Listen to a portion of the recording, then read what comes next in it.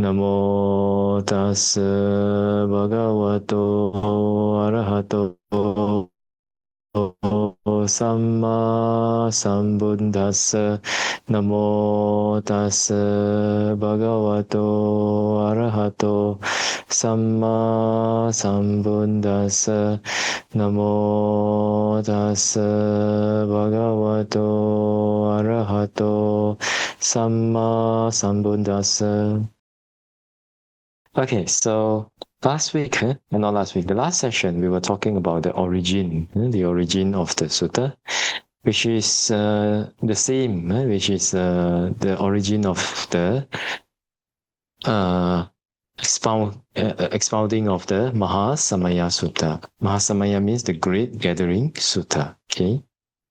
So it was during this occasion where there was deities from all the 10,000 spheres, world systems gathered gathered around Buddha and listened to the Dhamma.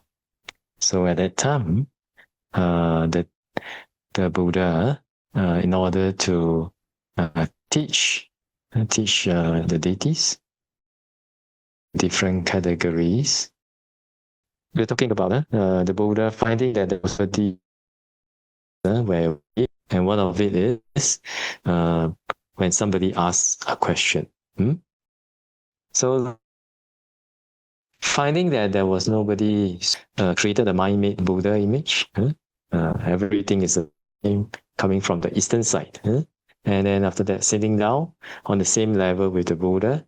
And then after that, the mind-created Buddha started to ask our Buddha the questions. Okay, so let us go through the stanzas, and then after that we can try to understand them more in detail according to the commentaries. Okay, and also finding, seeing whether are there any ways to apply it in our daily practice. Maybe we cannot do to the level of where the commentaries say, but at least in the present day, how these qualities can help us in our daily lives, and continue to help us to improve our mind, and then after that, ultimately, propel us towards Nibbana. Okay, so let us go with the stanzas. The mind-created Buddha asks our Buddha, I ask the Muni, one of abundant wisdom, in Nibbana, inwardly firm, having renounced the whole pleasure, how can a bhikkhu properly wander in the world? Okay. He asked the Buddha because the Buddha is one who has crossed over where? Crossed over to the other shore of Nibbana. And attain Nibbana inwardly firm, that means mentally is firm.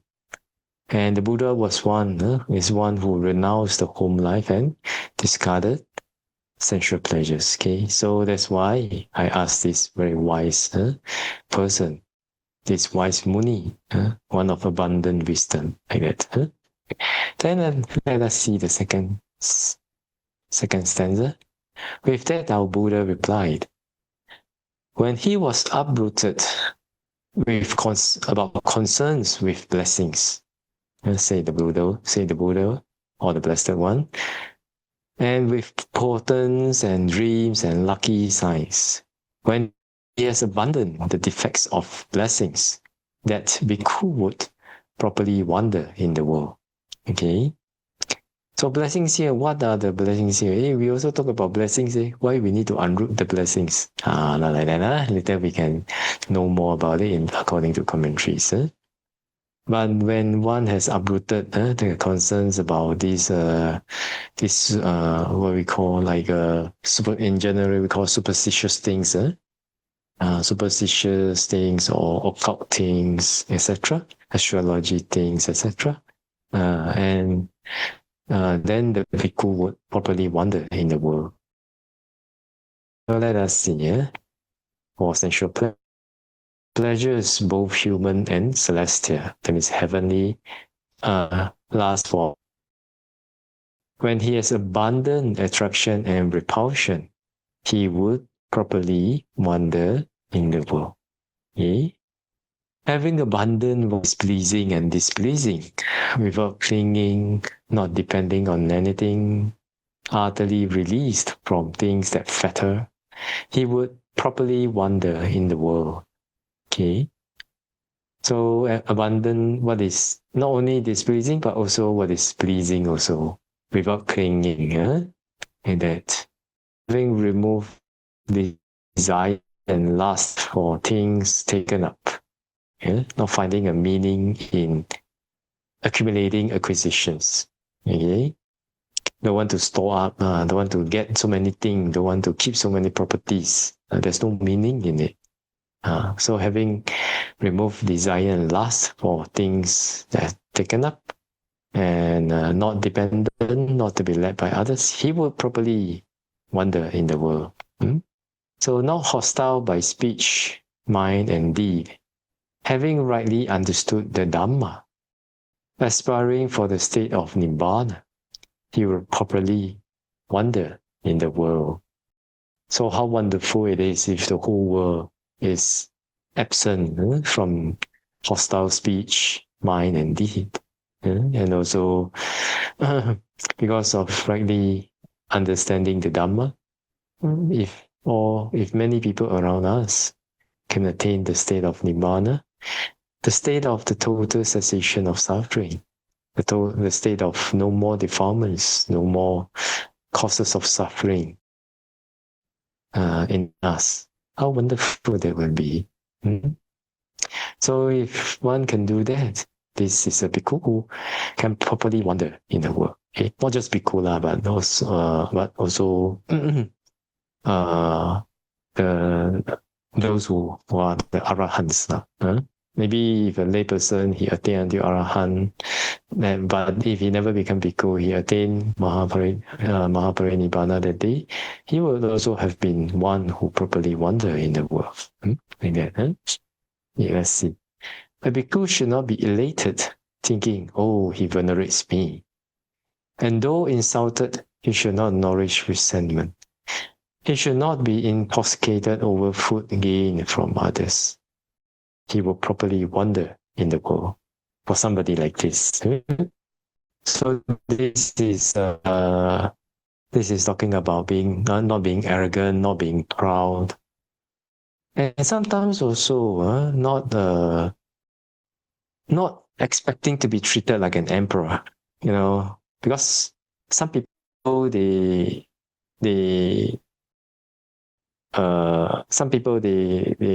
went forth, they go forth and become monastics, but then with the wrong attitude, and then after that they expect people to show them respect in this way, that way, etc. So very difficult, like that, and also difficult for others to support him also, him or her also, not only him, him or her also. So not easy. That's why the Buddha tells us to train to be easy to support, like that. Okay, then let us see the next stanzas. Having abundant greed and existence, a bhikkhu refraining from wounding and binding, who has overcome perplexity without doubts, he would properly wander in the world. Okay, so if you want to know in detail what are the meaning of this, then please continue with the talks, the series. Okay. Having understood what is suitable for himself, a bhikkhu will not injure anyone in the world. Having understood the Dhamma as it is, he would properly wander in the world. So what is unsuitable for himself? What is suitable? A lot of us, we think that the things we do are suitable for us, but if the understanding of understanding what is suitable for us in the eyes of one who has practiced dependent origination and one who has not practiced dependent origination is sometimes very different, because if they have not experienced dependent origination, or at least heard about some practitioners, they experienced dependent origination, then usually people are fixed in their ideas, their calculations, their informations are just limited by what they see and hear or they recognize in the present world, right? But there's so much more to that. There's rebirth, there's samsara, there's the 31 planes of existence. So we may be reborn anywhere according to our karma, according at the end of our lives. So it is not just this life, It is not just this life. But of course, when people have not experienced dependent origination or heard about others experiencing dependent origination, then that's all they can think of, isn't it? But since we are practicing learning from the Buddha here, learning the Dhamma, then it is also good to hear about people practicing dependent origination, understanding what is dependent origination, understanding that it's not just to see story. Don't become a story fanatic. It's to see the cause and effect relationships between karma, okay? Between what we do and the results, and verify it, okay? Important thing is looking at the aggregates and all that. It's not wow, I was I was a Brahma in the past, I was a general in the past, I was a deity in the past, I was a pig in the past. If one falls into that, according to commentary in the next sutta, Purabhita Sutta, then one would have fallen into a defilement. Yeah, one would have fallen into defilement, thinking that I am of this form in past. I had these things in the past. One may become inflated. One may become sad when they saw that they were reborn as animals or hungry ghosts in the past. It's not like that. No, it's not like that. We have to see the cause and effect according to 5 aggregates. Very important. Like that, Okay, so the perception of the world of one who has practiced higher Dhamma and one who has not is very different. But for those who have not experienced, at least if you know and understand, there is causal relation, there is karma, there's cause and effect in the world, they have verified it. I should try to verify it also. I should put my effort in verifying it. Then it is helpful to give us energy to practice the Dhamma, and also can bit of doubt. We can have faith and we believe that yes, there's a next life, there's some. When we look at things and we analyze things, also think from a samsara view, round of rebirth views, we can also take that into considerations also. Then we will know what is suitable and what is not suitable, like that. This one we can go deeper according to commentary. Just not that one. I'm just saying, actually we can do that. Then we are moving our views more in tune. Okay, so next one, let's see. One who has no latent tendencies at all, whose unwholesome roots have been uprooted, who is wishless, without expectations. he would properly wander in the world. Okay. So one who has no latent tendencies. So what are latent tendencies? Like now, if you are listening to this Dhamma talk and you are not angry. I hope nobody is angry, because so you're not angry. That doesn't mean that we do not have the potency. The potential angry is still in us. Okay, so that kind of a potential is called latent tendencies, waiting to meet up with the right conditions, and then it will just explode when we do not have wise attention. Unwholesome roots have been uprooted, wishless, without expectations. He would properly wander in the world. Okay. One with influxes destroyed, with conceit abundant, who has transcended the entire pathway of lust, tame, quenched, inwardly firm, he would properly wander in the world. Okay. Defilements, destroyed, abundant, etc. And he's tame himself. So this kind of person will properly wander in the world. Endowed with faith, learned, a seer of the fixed course, a wise one who among partisans do not take sides. Having removed greed, hatred, aversion, he will properly wander in the world. A purified conqueror whose coverings are removed, a master of things, gone beyond, without impulse, skill in the knowledge of the cessation of conditioned things, he will properly wander in the world. So all these are the descriptions of arahants. Okay, descriptions of arahants. So when we understand, if we can understand more about what the Buddha say in these stanzas, according to commentaries, then actually we are learning more about the qualities of arahants.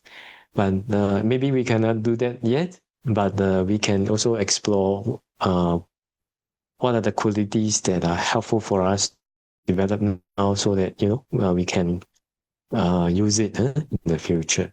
Okay. And we can develop it along our way to arahantship, like that. Okay, let's see. One who has overcome mental constructs about things past and future, having overcome wise about purity, released from all the sense bases, he would properly wander in the world. Having known the state, having penetrated the Dhamma, having seen clearly the abandoning of the influxes, with the utter destructions of all acquisitions, he will properly wander in the world. So, are you happy to destroy all your acquisitions? Not so, This is my property, this is my car, this is my house, this is, I want to keep, why I should give them away? we may think like that, but only after, actually here acquisitions not only just cover that, okay? It also covers the 5 aggregates, etc. When we have totally abandoned all the influxes and the destruction of all acquisitions, then you really know what is peace in the world. Okay, let's see. Continue. Surely, blessed one, it is so. One who dwells thus is a tame bhikkhu, and has transcended all the things that fetter. He will properly wander in the world. So this is a reply by the my creator Buddha.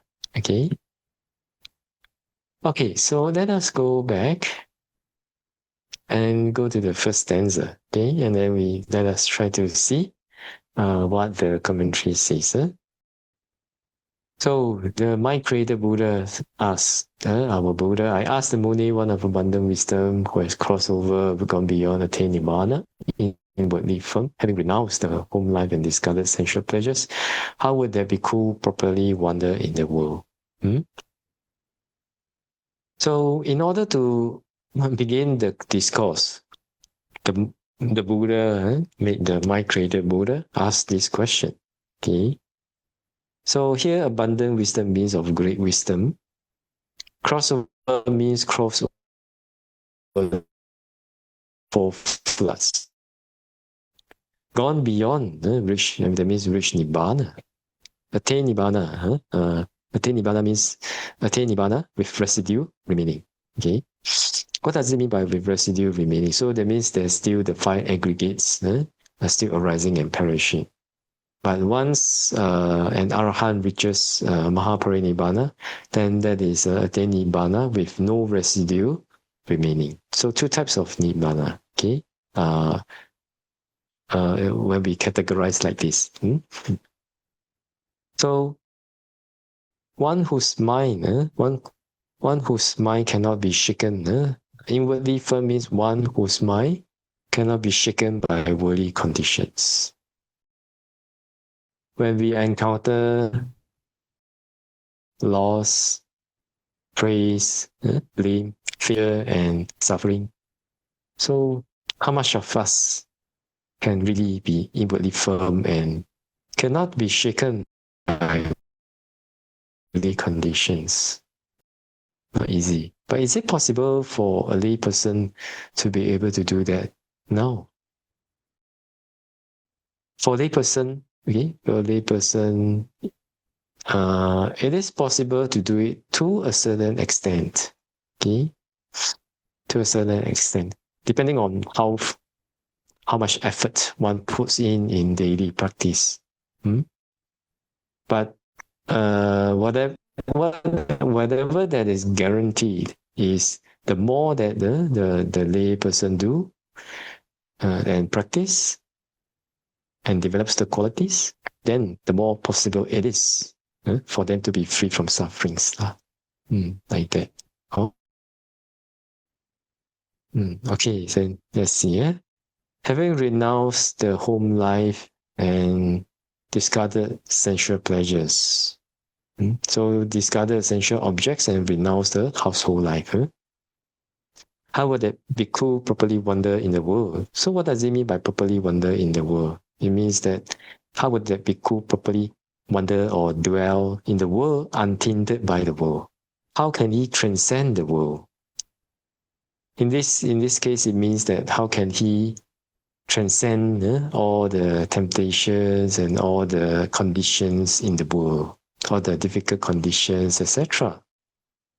Aging, sickness, death, getting what you don't like, not getting what you like, then not getting what you wish for, these things. How can a bhikkhu transcend all this like that? Isn't it wonderful if we can also wander properly in the world? I think hopefully that is the goal of everyone, especially for us who have renounced. For us who have renounced, we really just, our primary goal of the monastic life and that thing that is driving us. One of it should be the core value of it, or one of our core goals of the monastic life is to properly wander in the world, is to have no more suffering in the world, is to have happiness in the world, like that. It's not for name, fame, gain. It's not for the relaxed lifestyle. It's not for avoiding or hiding away from the real world, not the real world, but now we are exploring the real world, but hiding from the household life, the hassles of household life. Every day, wake up, then rush for work. Maybe you're in a rush, so you skip your breakfast. And then when you're in the office, you're so hungry. And then you forgot to drink your coffee that day, so maybe So maybe you are very tired, have to endure the tiredness, the hunger, and all that. Then in the office, you have to deal with human politics. You have to deal with your boss. If you have good karma, you have good boss. You have bad karma, you get bad boss. You get a boss that scolds you, discourages you, and then work you dry. Work till you got nothing left. Work you till you got nothing left, like that. Yeah. So if we the monastic life is so much more than hiding away from all these things. So it is very important that no matter at which stage of our practice, as long as we haven't attained arahantship, we should always remember, and every day remember, and one day it's good to always remember a few times every day of our goal of wanting to let go of suffering. When we can do that, actually, we have this very noble goal that, I really want to be free from this suffering of the mind, all the defilements, the wanting and no wanting. And when we meet up with conditions, good conditions, I get very attached. Good condition, good people, good things, I get very attached. Then bad conditions, bad things, bad people, I avoid, reject, and angry. That kind of life is like a roller coaster, man. It's up and when conditions are good, you feel like you're on cloud nine, and when conditions are bad, you feel like you're in hell. It is very suffering, actually, really. So, but sometimes we do not want to discard the current properties, the current acquisitions that we have. And because of not being able to let go now, then we lose the benefits of higher happiness in us. So I encourage everyone to come and try. Especially now we have the short-term ordination program. It is very wonderful. Just come and try the monastic life and learn to be happy in the monastic life. That is one of the skills that we have to learn in the monastic life, to be happy. I remember there's in the past, one of our assistant teachers, meditation assistant teachers, he was saying that something very inspiring about one thing that he heard from another Bhante. So the other, I think it was the other monks or lay people, or yogis, they asked the Bhante, say, "Oh, Bhante, I'm not happy today." Then, or was it that they asked, "Oh, Bhante, what do you do when you're not happy in the monastic life?" Then the Bhante just replied, "Then it is our job to make us happy lah." It is our job to keep to clean up our wise attention. It is our job to purify and let go of the defilements. It is our job to develop wholesome and qualities that bring us happiness in the monastic life. Not happiness in sensual pleasures, but happiness in the monastic life. Happiness in wholesomeness. So anyone ever get high on wholesome qualities, on wholesome thoughts? If you have not yet, then there is some happiness that you don't need jhana to experience that, No need jhana to experience that. You just need a pure mind with a certain level of mindfulness.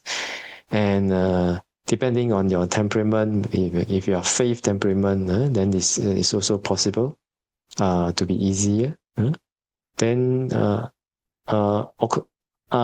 for this method that I'm going to say now.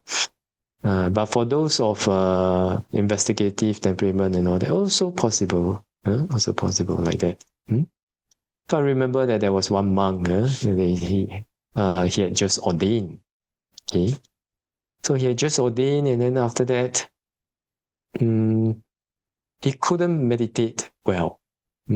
A lot of pain here and there, here tight, there tight lah, headache lah, a little sick lah, a little some people angry with him lah, many things.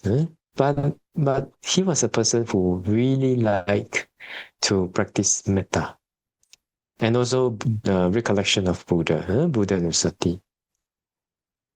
So he was a samanera. So during his many months as samanera, so he was practicing a lot of metta. He was practicing like the 4 guardian meditations and 4 Brahma Viharas every day. Okay? And metta, or the recollection of Buddha, is one of his most practiced meditation subjects.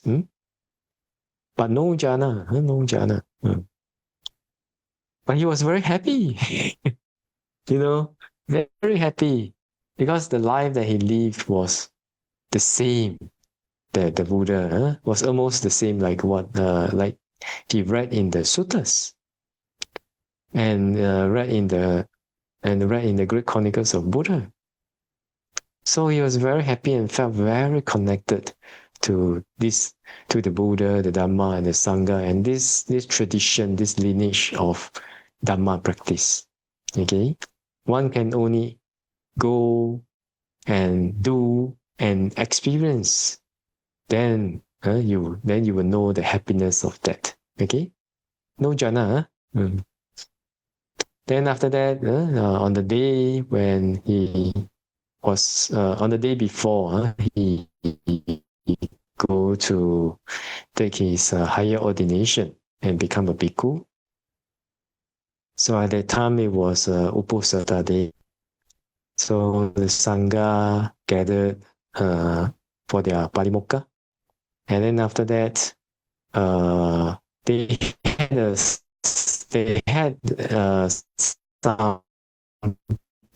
arranged a big ancient Chaitya. They had arranged a big puja at the ancient stupa, okay, which was just beside the Sima.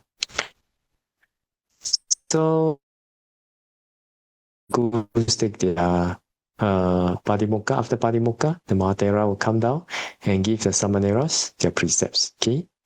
So after giving the precepts, the Mahatera and all the Samaneras went over to the ancient stupa.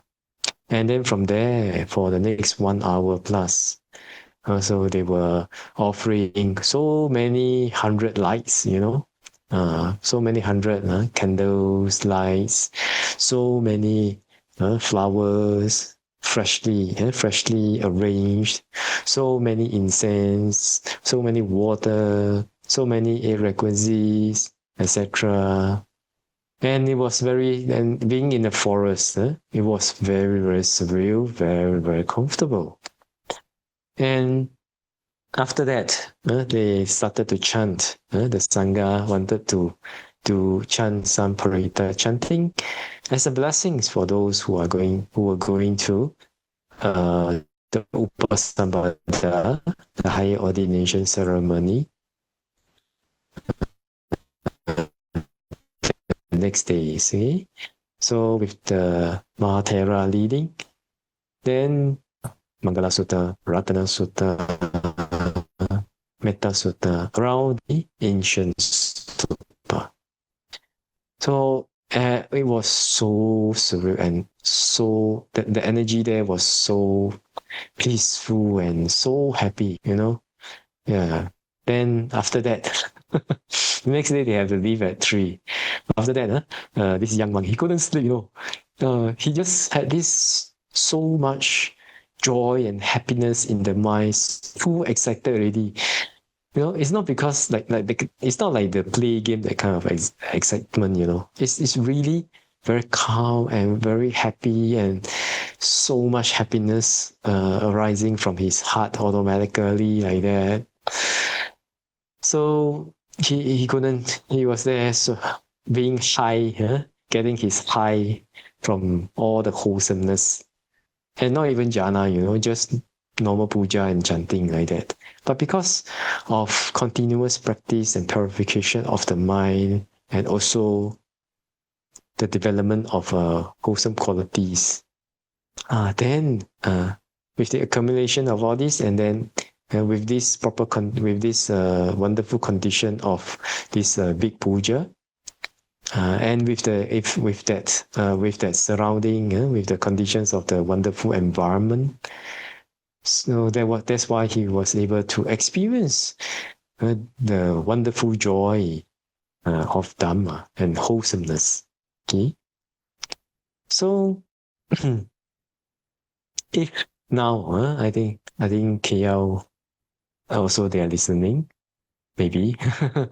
Anyway, if not, they can listen. So now KL have many monastics who are a temporary ordination. So when you ordain, please try. We must learn. One of the things is learn to be happy with wholesome qualities. Learn to be learning about wholesome qualities. Learn to be happy about developing wholesome qualities. Learn to be happy about our developed qualities and also others' developed qualities. Very wonderful. And of course, if you want to experience this wonderful joy, then not even at the jhana stage yet.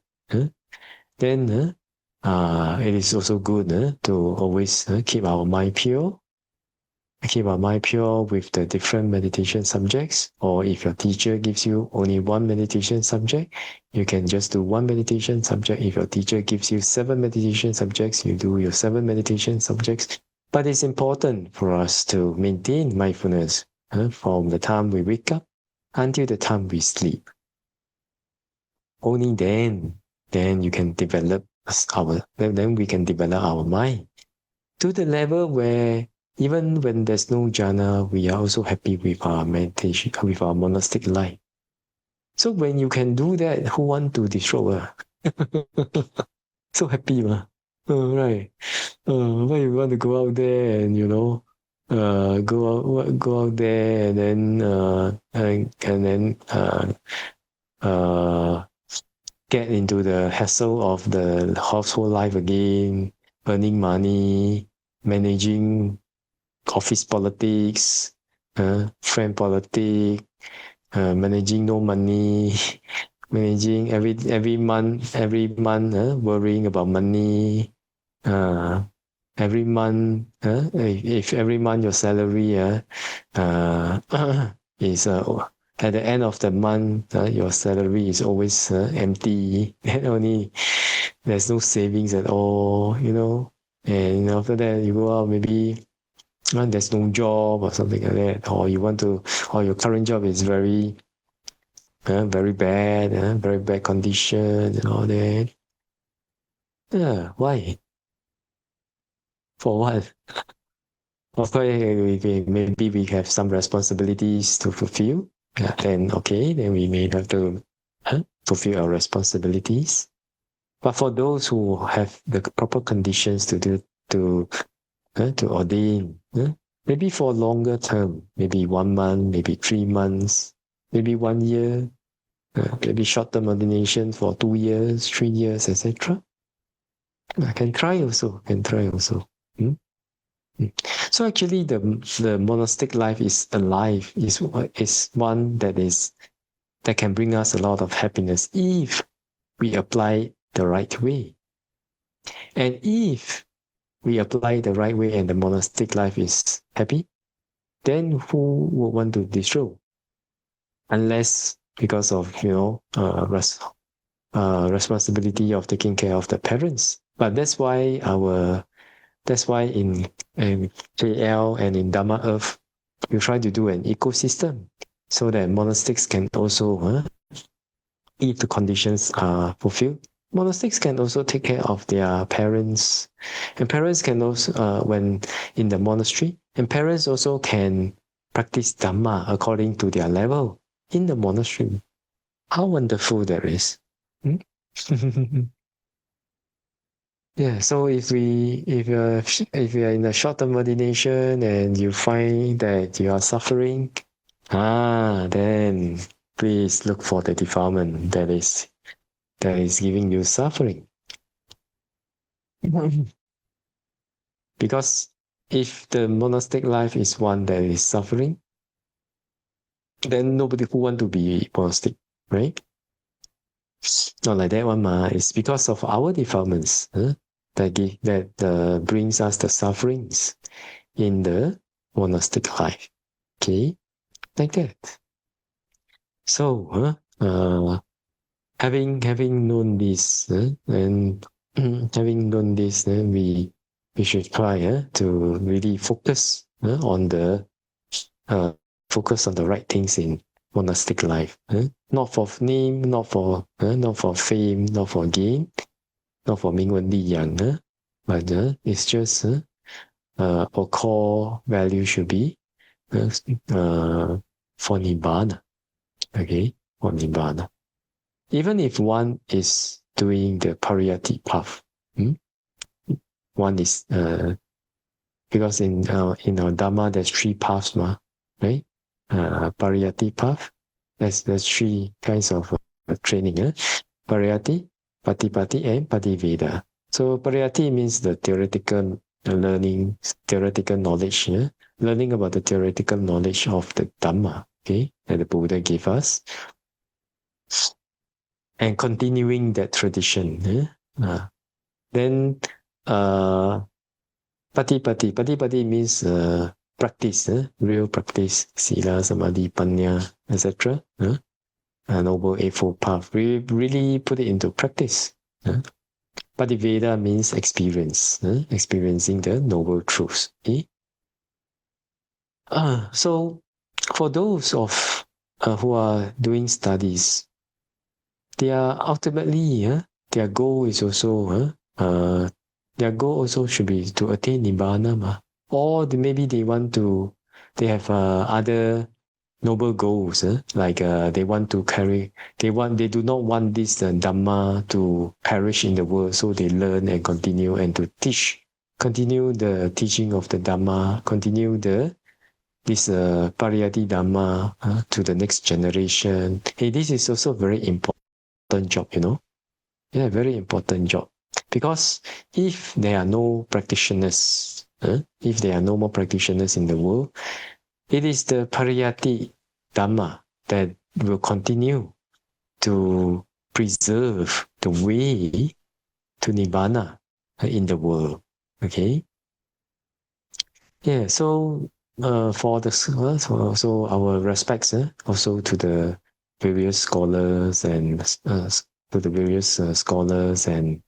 Pariyatti teachers that continue this teaching of the knowledge of the Buddha and hand it over to the next generation. Okay, so maybe their goal is to like that. They want to continue this Dhamma. They want to let this Dhamma be passed down to their next generation and all that. But ultimately, they also understand that it's all these wholesome goals and all that should also be contributing factors for the attainment of Nibbana, right? Like that. And for those of great wisdom, there's scholars, they can even they don't have ego also. They may even learn from their own students about the Patipatti path. Just like in the Visuddhimagga, there was somebody who wanted to expound the suttas. Then the monks prohibited him from doing it. They say, "Oh, you have not properly learned Pariyatti before. Please go and learn Pariyatti first." So he went to learn from one teacher, and then after he finished learning from the teacher sat down on the same level with him and asked him humbly for a meditation subject and meditation instructions. So very wonderful, very wonderful. or this kind of virtue can also really, that day I was just talking with one of our fellow monks. Really, if one has virtue in his character and really live up to the qualities of the Dhamma, really live up to the standard that the Buddha said, even just qualities only, then he is one that is automatically be respected by others. No need to expect respect from others. His character, his way of doing things, his demeanor, etc. His mindfulness, his calmness, his wisdom in handling things, handling situations. It's all virtuous enough to let people have faith and rouse faith and respect to the person. Okay. So very important for us to always remember, no matter in which stage of our practice, even if practice until dependent origination, as long as we have not attained arahantship, then there's nothing for us to be proud about. Even if you can see 10,000, 1,000, 2,000 past lives, yes, that's very wonderful knowledge. But we don't have to be proud about that, If we are proud about that, then there is a defilement, like that. Okay, so with this, today we have learned. We have go through the various stanzas in this Proper Wandering Sutta, and today we also talk about the first stanza, and we also discuss about how would a bhikkhu properly wander in the world. What is the meaning of properly wander? What is the meaning of properly wandering in the world? And how can we do that? And how it applies to our current monastic lives, how can we properly wander in the world? And then our goal, our aim in going forth in the Buddha Sasana. What is it that we really want? Yeah, like that. Then hopefully this can act as a reminder for everyone, including myself, and also to remind us that no matter at which stage of the practice, as long as we have not attained arahantship, then there's still work to be done. And then, so how can we just lambe already? Just slack off, not like that. We just try to continue.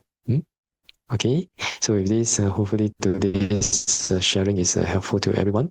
Wish all of you well, peaceful and happy, and hopefully may the Triple Gem bless all of us to be able to attain half fruition and Nibbana as soon as possible. Sadhu, sadhu. So let us share merits. Okay, let's share merits.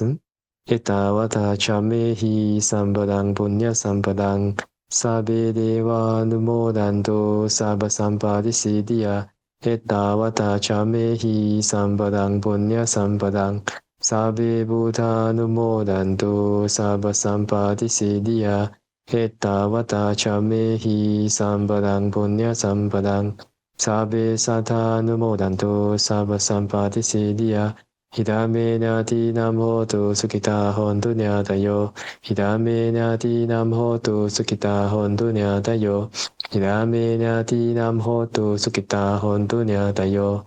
Himina punya kamena mame bala samagamo. Satang samagamo hotu yavanimba napatiya. Hidame punyang asawa kaya wahang hotu. Hidame punyang nimbana sapachayo hotu. Vama punya bagang sabba satanang bhajemi te sabbe me samang punya bagang labantu.